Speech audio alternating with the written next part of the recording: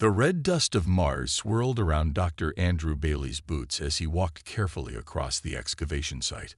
The morning sun cast long shadows across the dig, making the strange markings on the newly uncovered metal surface seem even more mysterious.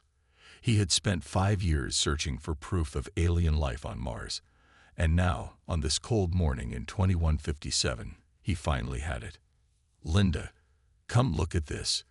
He called to his research partner through the radio built into his suit. Dr. Linda Morrison appeared at the top of the dig site, her white spacesuit covered in the rust-colored Martian dust.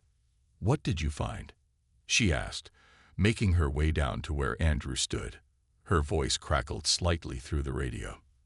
"These aren't natural formations," Andrew said, pointing to the perfectly geometric patterns that covered the metal surface. "This is technology, and it's not human." Linda knelt beside him, running her gloved hand over the strange surface. "How deep do you think it goes?" "That's what we're going to find out," Andrew replied, unable to hide the excitement in his voice. Over the next 12 hours, the small team of archaeologists worked tirelessly to uncover more of the structure.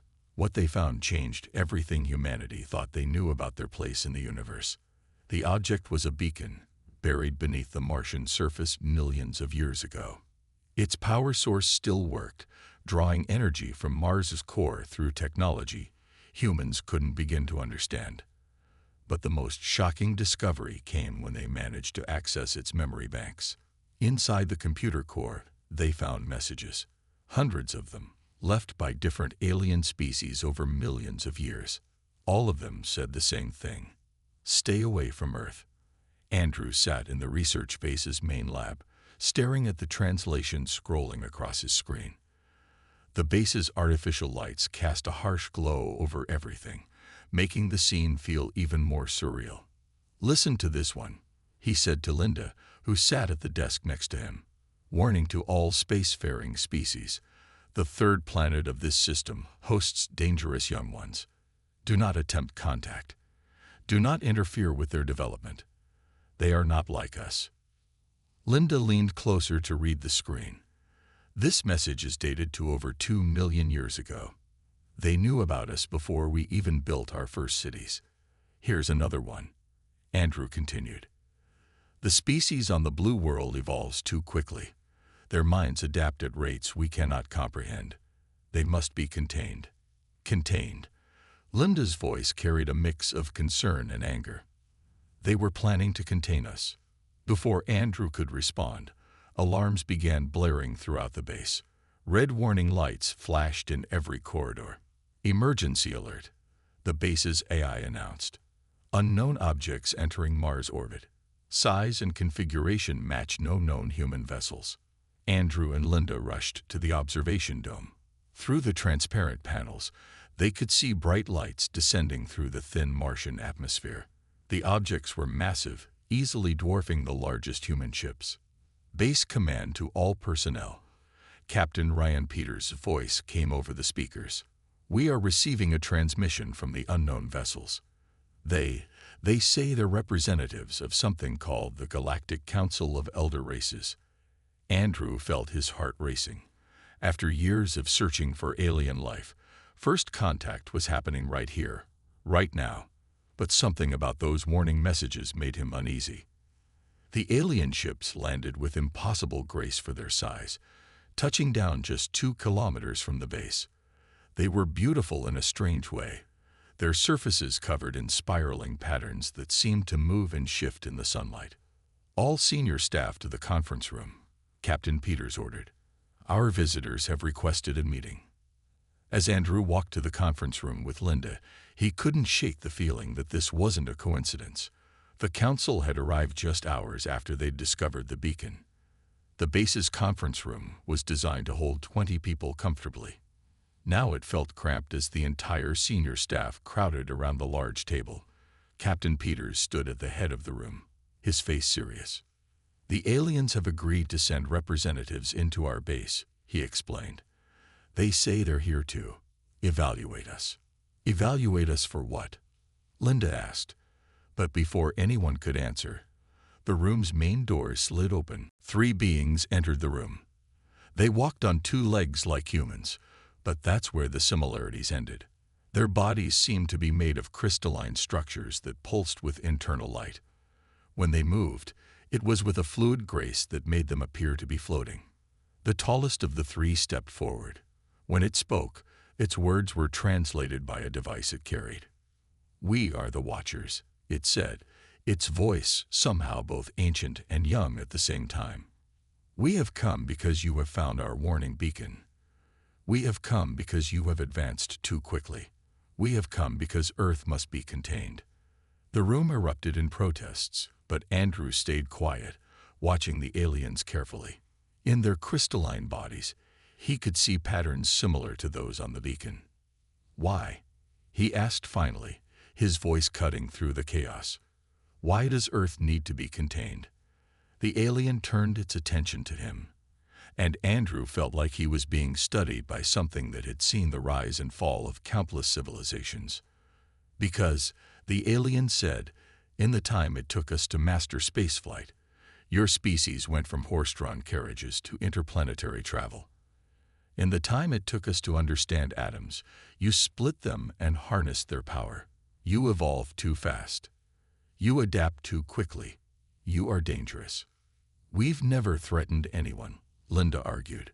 "We've only just started exploring our own solar system." "It is not what you have done," another alien spoke. "It is what you will do, what you are capable of doing. Your species does not understand the proper pace of development. You rush forward without thought, without careful consideration. This cannot be allowed." Andrew stood up slowly. "So you've been watching us all this time? Since your species first showed signs of intelligence," the 3rd alien confirmed. "We have watched, and we have worried. Now we must act."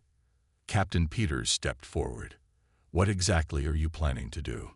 The aliens looked at each other in a way that seemed almost nervous. "We have come to give you a choice," the first one said. "Accept restrictions on your development, or face isolation from the galactic community." As Andrew listened to their ultimatum, he couldn't help but smile slightly. These ancient beings had just confirmed something incredible. Humanity was special. They were different.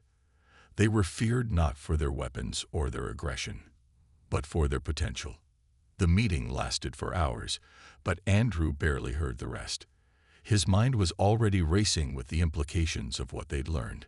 Humanity wasn't alone in the universe, but they were unique. And sometimes, being unique was the most dangerous thing of all. As the aliens left the conference room, Andrew turned to Linda. "They're afraid of us," he whispered. "Not because we're violent or evil, but because we're young, because we're different." Linda nodded slowly. "And they have no idea what we're going to do next." Outside the base's windows, the Martian sunset painted the sky in shades of pink and orange. The alien ships gleamed in the fading light, beautiful and threatening at the same time. This was just the beginning, Andrew knew. The real challenge would be proving to these ancient races that humanity's rapid growth wasn't something to be feared. It was something to be celebrated. But that would be a battle for another day. For now, they had to figure out how to deal with the fact that the oldest and most powerful civilizations in the galaxy saw Earth as a threat that needed to be contained. And somehow, that made Andrew proud. Ambassador Carol Wright had never seen anything like the Galactic Council station. It hung in space near Alpha Centauri like a giant crystal flower, its petals slowly turning to catch the light of 3 suns. The human ship looked tiny next to it, like a rowboat beside a cruise ship. "It's beautiful," she said to Peter Martinez, her military advisor. "But I bet it's meant to make us feel small." Peter nodded, his hand resting on the tablet that held Earth's defense reports. "They built it 10,000 years ago, according to their records. They want us to know how old they are." The transport ship taking them to the station was alien-made. Its walls shifted colors as they moved, and there was no engine sound at all. 6 other human representatives sat with them, all chosen to speak for Earth at this important meeting. "Remember," Carol told her team, They think we're dangerous because we grow too fast. Let's show them we can also be careful and wise." The ship docked with the station so smoothly that no one felt it move. When the doors opened, they stepped into a hallway that seemed to be made of flowing light. An alien guide met them. Unlike the crystal-bodied watchers they had met on Mars, this one looked like a tall, elegant plant with eyes scattered through its leaves. "Welcome," it said through a translator. "The council awaits." The meeting hall was enormous. Hundreds of alien species sat in rising circles around a central platform. Some looked almost human, while others were so strange that Carol's mind had trouble understanding what she was seeing. Lights, gases, living crystals, and things she had no words for. All of them were watching the humans. The head of the council was a being made of what looked like golden mist. When it spoke, its whole body rippled. "Humans of Earth," it said, "you stand before the combined wisdom of 50,000 years of galactic civilization." Carol stepped forward. She had practiced this moment for weeks. "We are honored to be here," she said. "Earth looks forward to joining the galactic community." A murmur went through the crowd. The golden being's voice grew stern. "That is what we must decide today. Your species follows a dangerous path. You advance too quickly. It creates fear among the elder races." Peter touched his tablet, and a hologram appeared above them. It showed Earth's history of inventions. "We have achieved much," he said, "but we have also learned to be careful with our discoveries." Another council member, who looked like a collection of floating blue cubes, spoke up. "Let us show you what we see when we look at Earth." New images appeared in the air. They showed Earth's technology growth compared to other species. Carol felt her breath catch. The difference was shocking. Where other species took thousands of years to develop new technologies, humans did it in decades. Their line on the graph shot up like a rocket while others crawled forward. "This is not natural," the cube being said. "No species should advance this quickly. It breaks all patterns we have seen in 50,000 years. We discovered that humans adapt technology 300% faster than any known species," another council member added. "This rate of change is dangerous. It disturbs the balance." Carol looked at the evidence they presented. It was true. Humanity did move incredibly fast. But she saw something the council didn't. "You see our speed as dangerous," she said, "but look closer. Each time we face a problem, we solve it faster than the last. We learn from our mistakes. We grow stronger." "That is exactly what concerns us," the golden being said. "You fail, you learn, you advance, all too quickly. Other species take time to consider, to move carefully." Peter stepped forward. With respect, he said, "We don't have that luxury. Earth is a harsh world. We evolved facing constant challenges. If we didn't adapt quickly, we died." This caused another stir in the council. Carol could see some members talking quietly to each other. She pressed her advantage. "Show them the survival data," she told Peter. He brought up new images showing Earth's history of natural disasters, climate changes, and challenges. "Most of your worlds are stable," Carol explained. "Ours always changed. Ice ages, warming periods, shifting continents. We had to adapt or die. It's not just our technology that's fast. It's who we are." The council members studied the new information. Carol could see some of them beginning to understand. But then, a new voice spoke up. "It does not matter why they are this way," said a being made of dark crystal. "What matters is that they are dangerous. I propose we restrict them to their solar system." More voices joined in agreement. Carol felt her heart sink as she watched support build for containing humanity. But then she noticed something odd. The youngest-looking species in the council were staying quiet, watching carefully. "Before you vote," she said loudly, "answer one question. How many of you have asked for our help with problems you couldn't solve?" Silence fell in the hall. Carol smiled.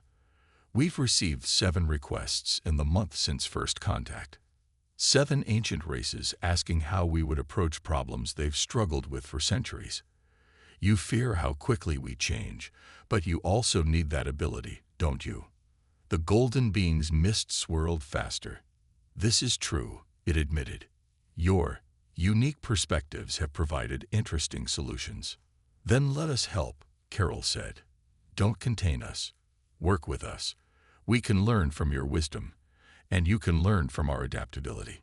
The council chamber erupted in discussion. Carol and her team waited as the aliens debated. Hours passed. Finally, the golden being raised its misty form for attention. We have reached a decision, it announced. Humanity will not be contained, but you will be watched. You will be given access to galactic knowledge in stages, and you must agree to share your research and discoveries with the council. Carol looked at Peter, who nodded slightly. It was more than they had hoped for. We agree, she said. Earth looks forward to working with all species, young and old. As they left the council chamber, Peter looked at the data again. They're still afraid of us, he said quietly. Carol watched the alien species talking among themselves. Some looked worried, others curious. Yes, she agreed, but now they're also a little bit hopeful. Sometimes fear of the unknown can turn into excitement about new possibilities. Their transport ship took them back to their vessel. Through the windows, Carol could see the crystal station glowing in the light of 3 suns.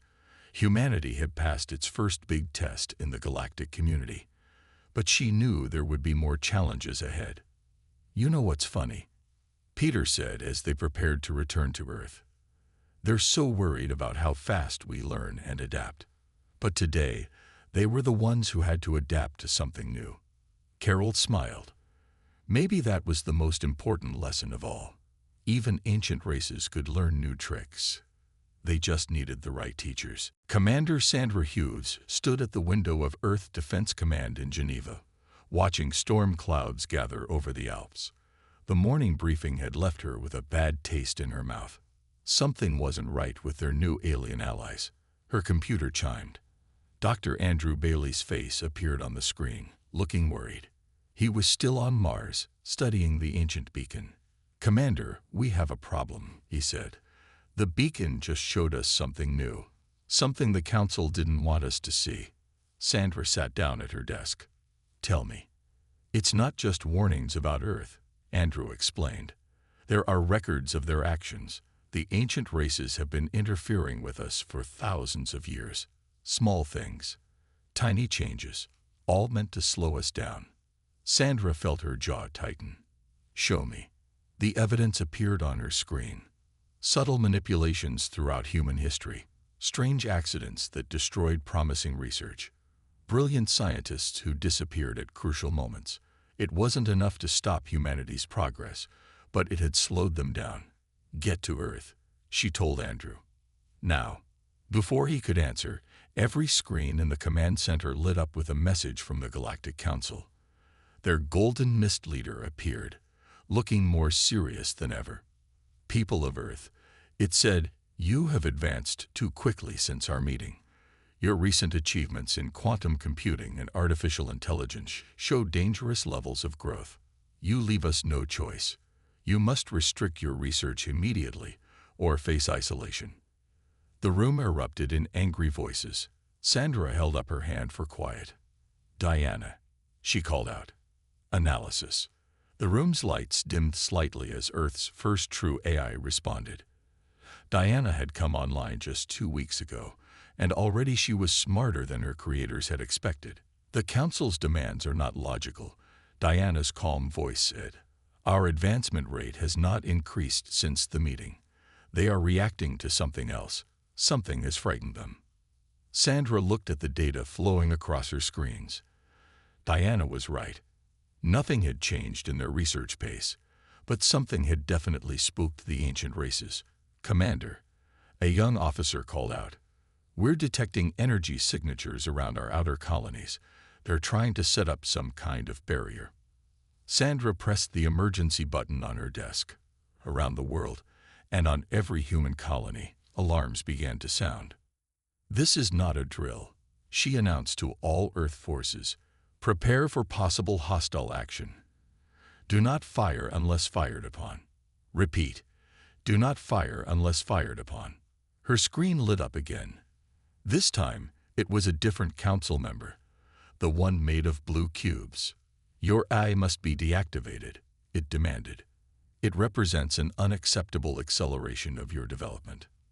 Diana, Sandra said quietly, what are they really afraid of? The eye was silent for a moment. I believe I know, she finally said. I have been analyzing their behavior patterns.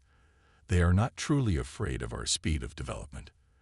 They are afraid because they can no longer predict or control our direction of development. Sandra leaned forward.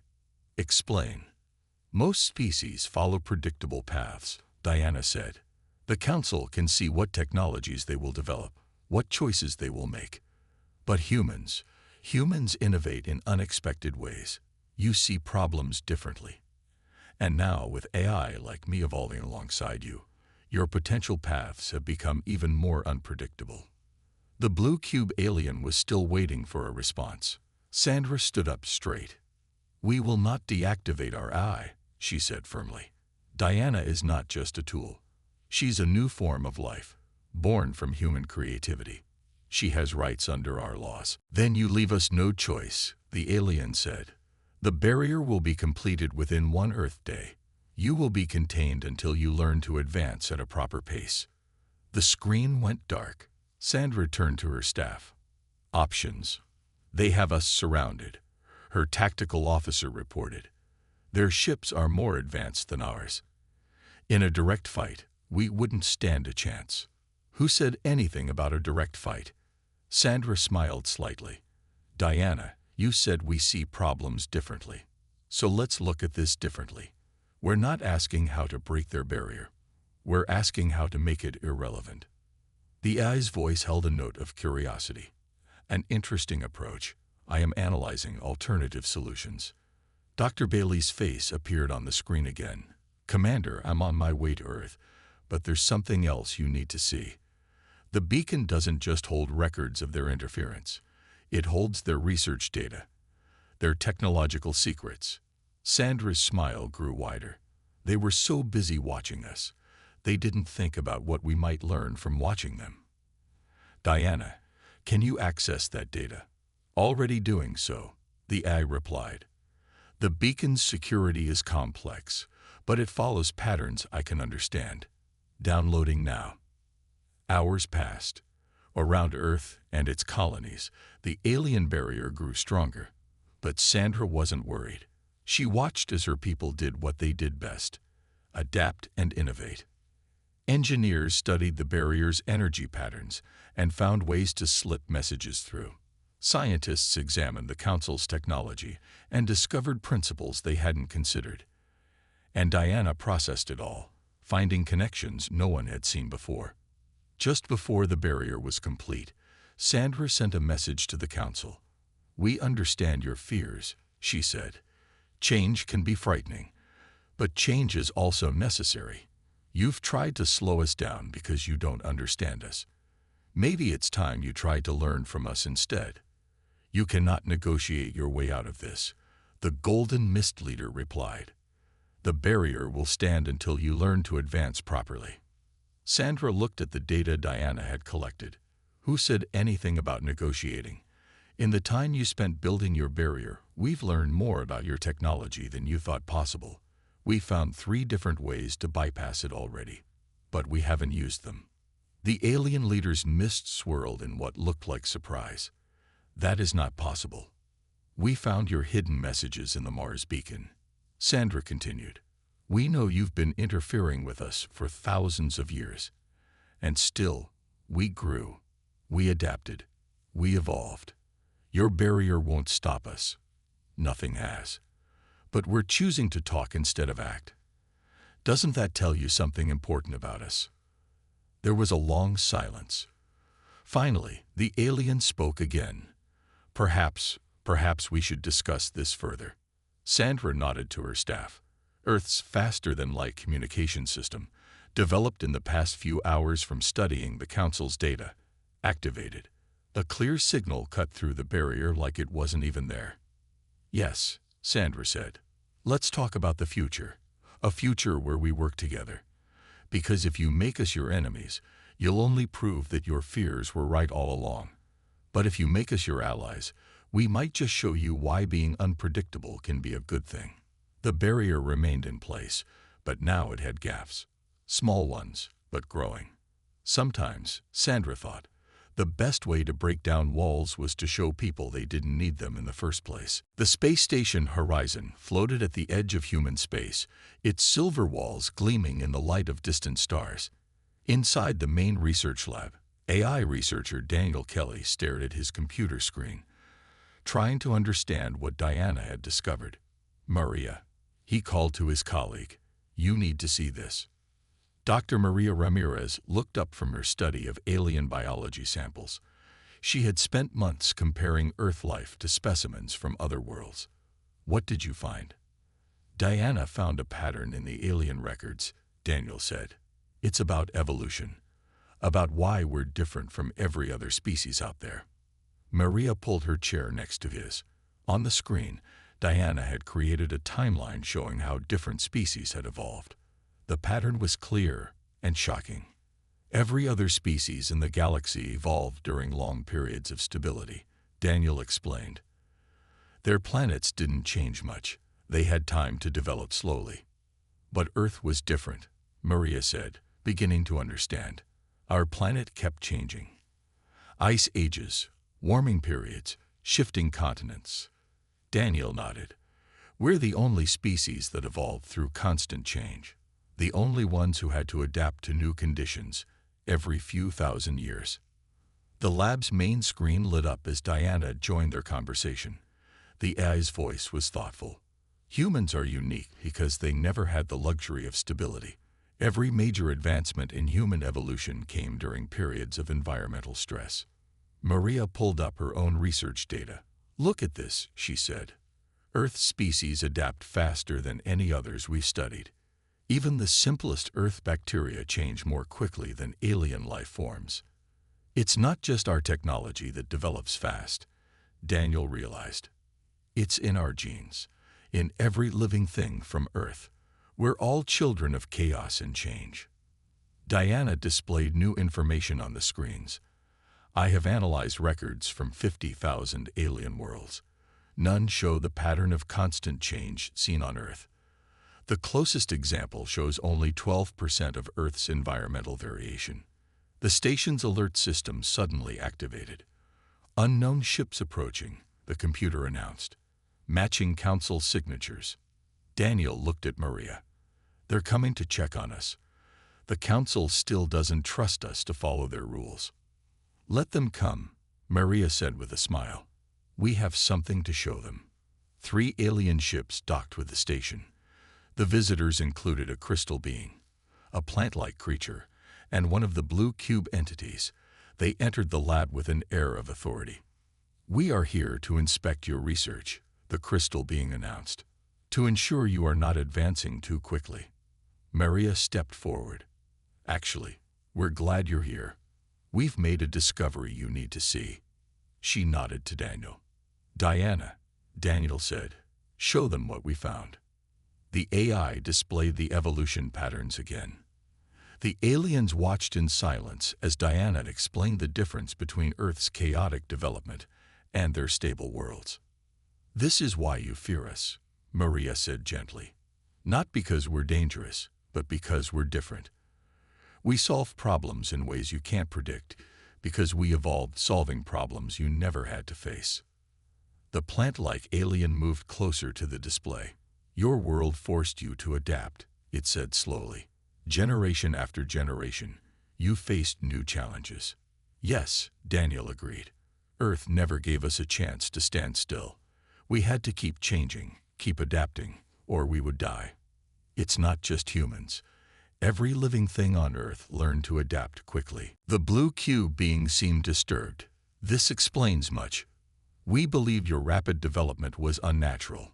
But it is the opposite. For your species, rapid change is the most natural thing of all. Diana brought up new data. I have calculated that Earth species are 47% more likely to survive sudden environmental changes than species from stable worlds. This includes everything from bacteria to complex life forms. Show them the bacteria test, Maria suggested. She had been running experiments comparing Earth bacteria to samples from other worlds. Daniel pulled up the results. When we expose alien bacteria to new conditions, they either die or take generations to adapt. Earth bacteria can change within hours sometimes, the crystal being moved in what might have been a nod. We have noticed this in our own research. Earth life forms are resilient in ways we do not understand. Not just resilient, Maria corrected. Creative. We don't just survive change. We thrive on it. Each challenge makes us stronger, teaches us something new. Diana added, this trait appears in every aspect of human development. Your technology, your societies, your art, all show patterns of rapid adaptation and creative problem-solving. The aliens conferred among themselves quietly. Finally, the plant being turned to them. This information must be shared with the Council. It changes our understanding of your species. We're not a threat to the galaxy, Daniel said. We're just different, and different doesn't have to mean dangerous. Maria walked to one of the lab's windows, looking out at the stars. Think about it, she said to their visitors. Your species had the luxury of time. You could take thousands of years to consider each step forward. But Earth taught us a different lesson: adapt or die. And now, Diana added, that ability to adapt quickly might be exactly what the galaxy needs. New problems require new solutions, different perspectives. The crystal being made a sound that might have been a laugh. Perhaps this is why so many of our oldest problems found solutions when humans examined them. You see things differently because you had to learn to see differently. As the aliens prepared to leave, they seemed less worried than when they had arrived. The blue cube being turned to Daniel and Maria. We will recommend that the Council reconsider their restrictions on Earth. Your difference is not a flaw to be corrected. It is an advantage we had not recognized. After the alien ships departed, Daniel and Maria stayed in the lab, watching the stars. Diana's presence remained, a comfortable hum in the station's systems. You know what's funny? Daniel said. They've been afraid of us because we change too fast. But maybe the real danger is in changing too slowly, in getting too comfortable with the way things are. Maria nodded. Earth taught us that change is normal, that adapting is natural. Maybe that's the lesson we need to teach the rest of the galaxy. And maybe, Diana added, that's exactly why the galaxy needs Earth, not despite our differences, but because of them. Outside the window, the stars continued their eternal dance, unchanging yet always in motion. Somewhere out there, the Council was about to learn a lesson that Earth had taught humanity long ago. Sometimes the best way to face the future was to embrace change rather than fear it. Commander Sandra Hughes stood on the bridge of Earth's newest ship, the Adaptation, watching as her crew prepared for their most important mission yet. The ship's engineer, Timothy Chen, worked at his station, making final adjustments to their new defense systems. Status report, Sandra called out. Tim looked up from his controls. The new shields are working better than we hoped. The aliens won't expect anything like this. They needed every advantage they could get. Despite the discoveries made by Daniel and Maria about why humans were different, some members of the Council had gone ahead with their plan. They were trying to cut off Earth's colonies from each other, thinking it would slow human advancement. Diana, Sandra said to the AI, what's the situation at our colonies? Diana's voice came through the ship's speakers. The Council ships have surrounded 3 of our outer colonies. They're using energy barriers to block all traditional communication and travel. Traditional is the key word there, Tim said with a smile. They have no idea what we've built. Sandra nodded. In the month since the Council had started their containment efforts, humanity had done what it did best: adapt and innovate. Tim and his team had studied the alien technology and found new ways to use it that the ancient races had never considered. All stations report ready, her first officer announced. Then let's show them what Earth can do, Sandra said. Begin Operation Breakthrough. The adaptation's engines hummed to life, but they weren't like any engines the Council races had seen before. Tim had combined human innovation with alien technology to create something new, something unexpected. "They're detecting us," Diana reported. "Council ships are moving to intercept." Sandra watched the alien ships approach on her screen. They were beautiful and powerful, built by races that had been traveling the stars when humans were still living in caves. But they had one weakness: they were predictable. "Launch the communication buoys," she ordered. Tim pressed a series of controls. Small devices shot out from the adaptation, heading toward the isolated colonies. The Council ships tried to stop them, but they couldn't. The buoys slipped through their barriers like they weren't even there. "How long did it take you to develop these?" Sandra asked Tim. 3 days, he answered proudly. "Once Diana helped us understand how their barriers work, we just had to think about the problem differently." The Council ships were sending them messages now, demanding they stop. Sandra ignored them. On her screen, she could see the buoys reaching the colonies. One by one, communication links were restored. "It's working," Diana announced. "The colonies are back online. The Council's barriers can't block our new communication system." Sandra opened a channel to all human settlements. "This is Commander Hughes. The isolation is over. We can talk to each other again. We can work together again."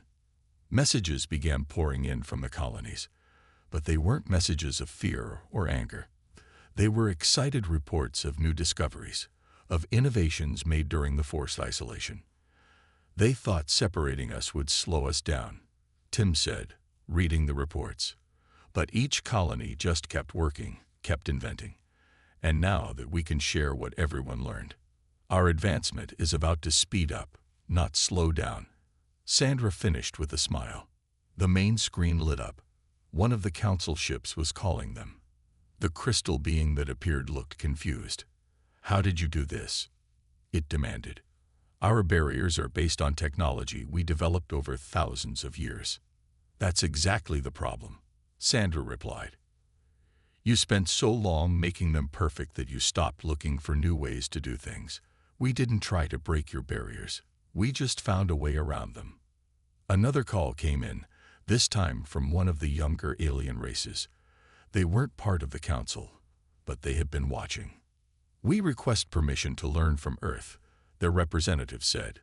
"We see now that the old ways are not the only ways." More calls started coming in. Other young races, inspired by what Earth had done, wanted to work together. They too had felt restricted by the Council's insistence on slow, careful progress. Tim's console began beeping. "Commander, you need to see this. The colonies aren't just talking to each other. They're sharing what they learned in isolation.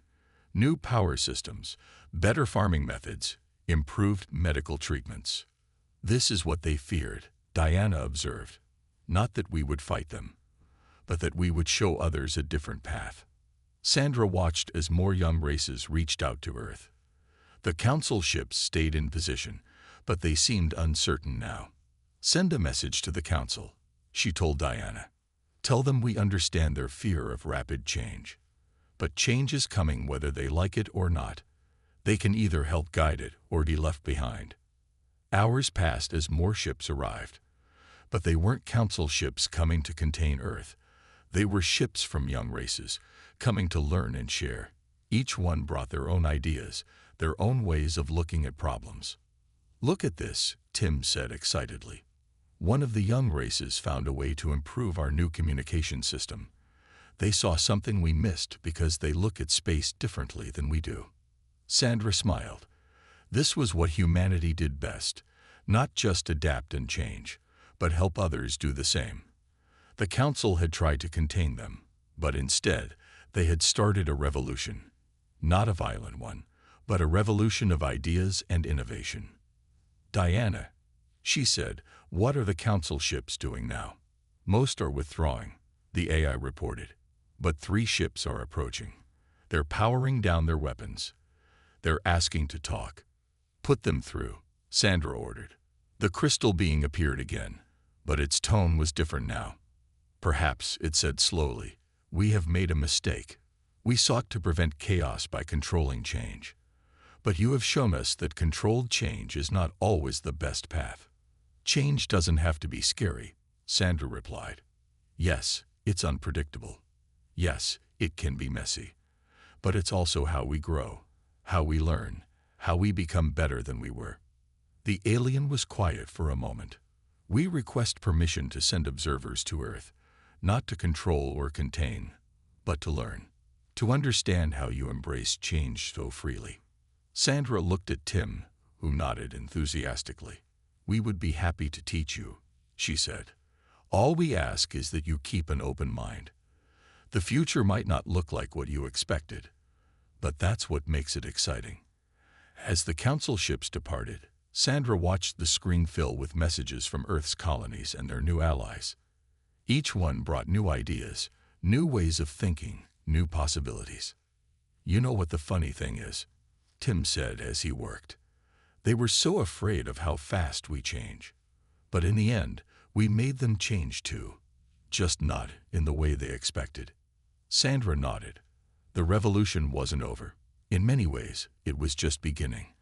But now, instead of fearing Earth's influence on the galaxy, more and more species were embracing it.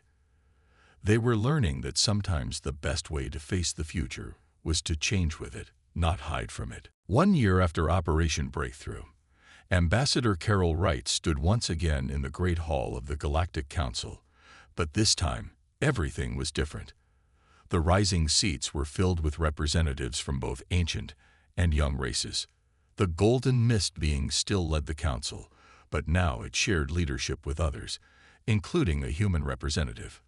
Dr. Andrew Bailey sat next to Carol, looking at the changes in the hall with wonder. The very architecture of the place had changed, showing influences from many cultures, not just the ancient races. Hard to believe how much has changed in a year, he said quietly to Carol. She nodded, and it all started because they were afraid of us. The Golden Mist being called the meeting to order.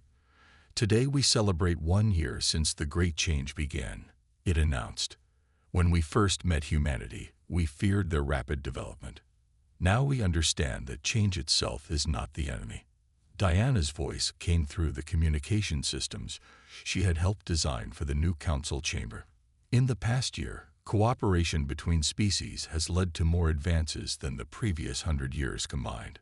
Screens around the hall showed images of these advances. New colonies where different species work together. Younger races learning from ancient wisdom while sharing their fresh perspectives. And at the center of it all was Earth, not as a threat, but as a bridge between old and new. We have a special presentation. The Golden being announced. Engineer Timothy Chan will show us the results of our first truly cooperative project. Tim stepped onto the central platform. He looked nervous but excited. For thousands of years, the Council tried to perfect space travel using the same basic principles, he began.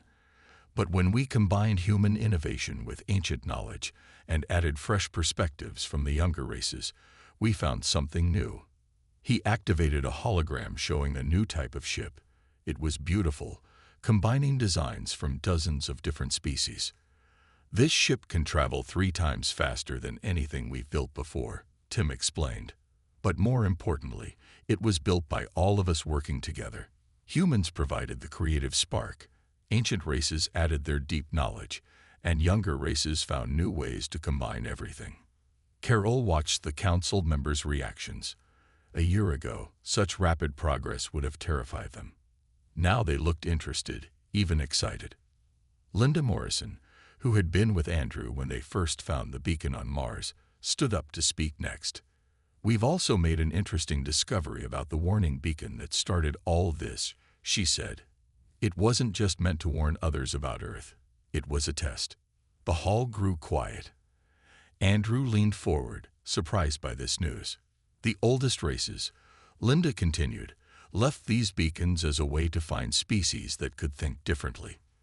They knew that someday the galaxy would need new ideas, new ways of solving problems. They were looking for someone who could change the way everyone thought. The crystal being who had once demanded Earth's containment spoke up. This is true, it admitted. Our oldest records speak of a time when change would be needed. We had forgotten this wisdom in our fear of the unknown. Diana's voice added, and now we see the results. In just 1 year, cooperation between species has solved problems that have existed for centuries. Carol stood to address the council. When we first came here, you saw Earth as a danger because we changed too quickly. But change isn't just about speed. It's about being willing to try new things, to see problems from different angles, to admit when old ways aren't working anymore. The plant-like being that had once inspected their research raised its leafy appendages. We have learned that wisdom comes not just from age, but from experience. Earth's harsh environment forced humans to gain much experience very quickly. And now, Andrew added, we can share that experience with others, while learning from their knowledge. The golden being's mist swirled in what everyone now recognized as happiness. The galaxy is changing, not just technologically, but in how we think, how we work together, how we face challenges. Diana displayed new data. Cooperation between species has increased by 300% in the past year. Young races are sharing their ideas more freely. Ancient races are more willing to try new approaches. And Earth is doing what it does best, adapting and helping others adapt too. Tim showed more images of joint projects, space stations where different species lived and worked together, research centers where ancient wisdom met new ideas, schools where young races learned from both human creativity and the Council's deep knowledge. But the most important change, Carol said, is in how we see each other. We're not divided into ancient and young anymore. We're all just people trying to make the galaxy a better place. The council members approved this with sounds and gestures of agreement.